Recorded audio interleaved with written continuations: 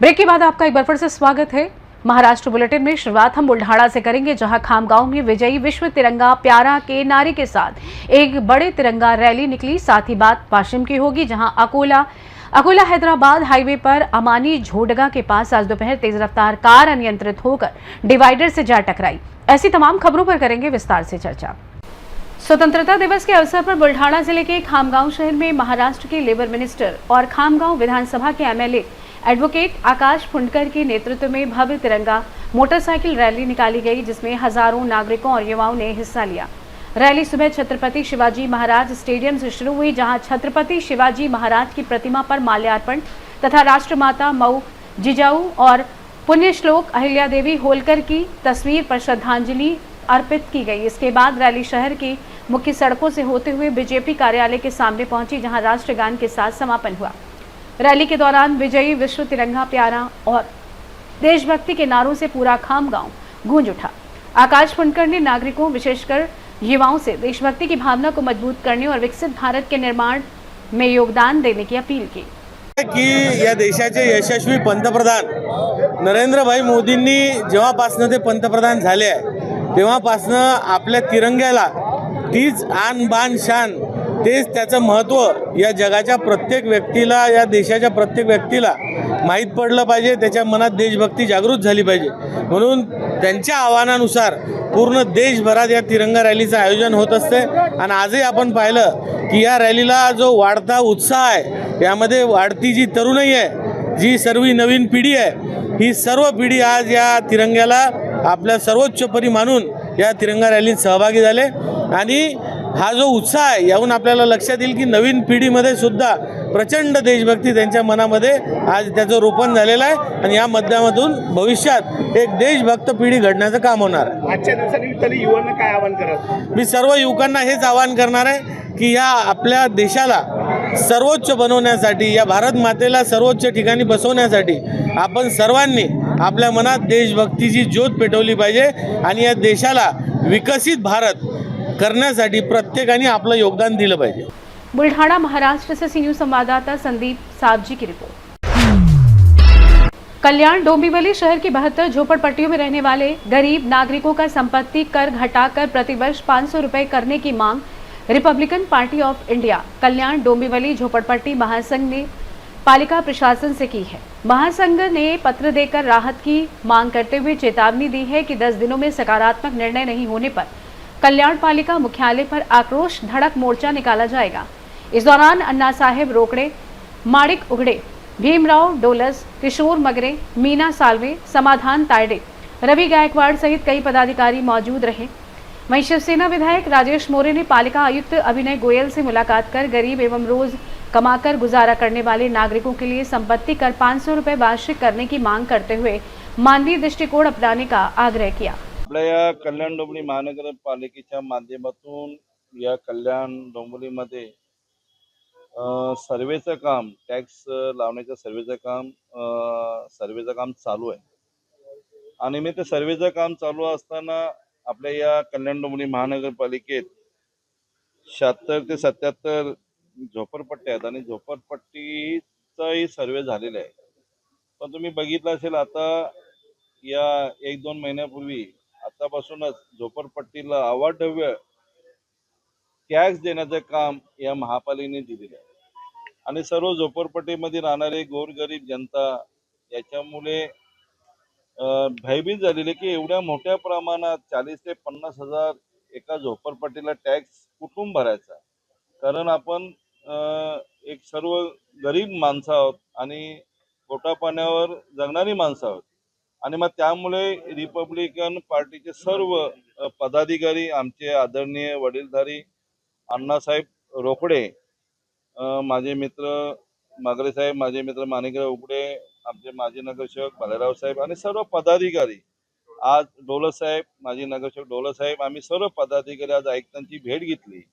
आणि आयुक्तांना सांगण्यात आलं की हे चुकीचं कुठेतरी घडतंय आणि चुकीचं घडू नये म्हणून आपली भेट घेण्यात आलेली आहे। आयुक्तांशी आमची सर्वांची सकारात्मक चर्चा झाली। तिथे सर्व पदाधिकारी होते, त्यांनी ऐकून घेतलं आणि त्यांनी कबूल केलं की कुठेतरी हे टॅक्स अवाढव्य आहे हे योग्य नाही आणि त्याच्यावर आम्ही तातडीने अंमलबजावणी करू. आणि जर अंमलबजावणी होत नसेल तर अण्णांनी सांगितलेलं आहे की मग मोठ्या प्रमाणे आम्ही आक्रोश मोर्चा काढला जाईल आणि कल्याण डोंबिवली महानगर असं सांगण्यात आलं. पण मला वाटत नाही की मोर्चा काढायची गरज लागणार, कारण अभिनव गोयल साहेब अतिशय सकारात्मक असे आयुक्त आहेत आणि ते गरीब जनतेसाठी सतत काम करत असतात आणि नक्कीच टॅक्स हा मोठ्या प्रमाणात कमी केला जाईल असं मला वाटतं. मगाशी आम्ही आमच्या पक्षाचे सर्व पदाधिकारी अण्णासाहेब रोकडे असतील, भीमराव ढोळस असतील, किशोरजी मगरे असतील, साहेब तायडे असतील आणि आम्ही सर्व शिष्टमंडळ घेऊन एक निवेदन त्यांना आम्ही दिलेलं आहे.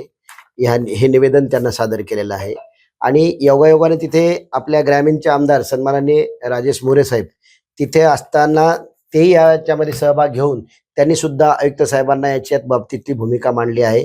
आमचं असं म्हणणं आहे की ज्या पद्धतीने आता सरकारनं महापालिकेने टॅक्स लावलेला आहे, कर आकारलेला आहे, तो कर असा आहे की 2026चं जे चालू वर्ष आहे त्याच्या आधी त्यांनी काही ठिकाणी 5 वर्षे, काही ठिकाणी 3 वर्षे, म्हणजे 3 वर्ष अगोदरचा टॅक्स त्यांनी लावलेला आहे. आता एखाद्याला टॅक्स आलेला आहे 10,000 रुपये वर्षाला, ते एकदम टॅक्स त्यांना 30,000 लावलेला आहे. तो आमचं असं म्हणणं आहे की गोरगरीब झोपडधारके आहेत, चाळीतले लोक आहेत, तर त्यांना एवढ्या प्रकारचा टॅक्स परवडणाऱ्यासारखा नाही आणि टॅक्स लावावा, आम्ही टॅक्स भरायला तयार आहेत, परंतु चालू वर्षापासून तो टॅक्स लावावा आणि तो त्यांना त्यांच्या झोपडीला आणि त्यांना त्यांच्या खिशाला परवडेल अशा प्रकारचा टॅक्स आयुक्त साहेबांशी आमच्या चर्चेमधून झालं.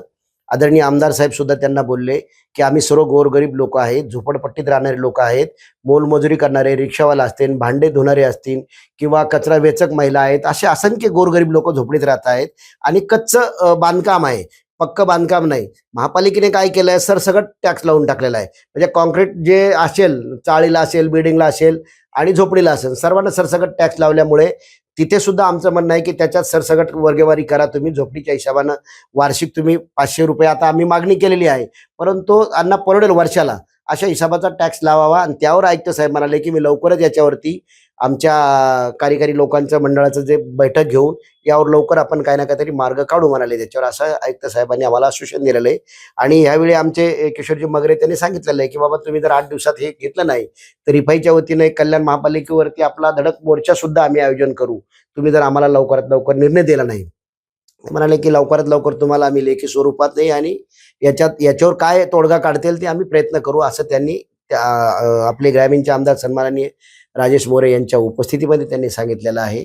आणि त्याबद्दल आम्ही आणि काही दुसरे विषय सुद्धा घेतलेले आहेत की कल्याण शास्त्रीनगर रुग्णालयाच्या संदर्भातला विषय घेतलेला आहे. त्यानंतर तिथे ज्या टीबीच्या ज्या गोळ्या मिळत आहेत कल्याण महापालिकेत शास्त्रीनगर रुग्णालयामध्ये, तर त्या गोळ्यांसाठी काही पेशंटला सायन्स अशा रुग्णालयाला किंवा केएम रुग्णालयाकडे तिकडे पाठवण्यात येत आहे.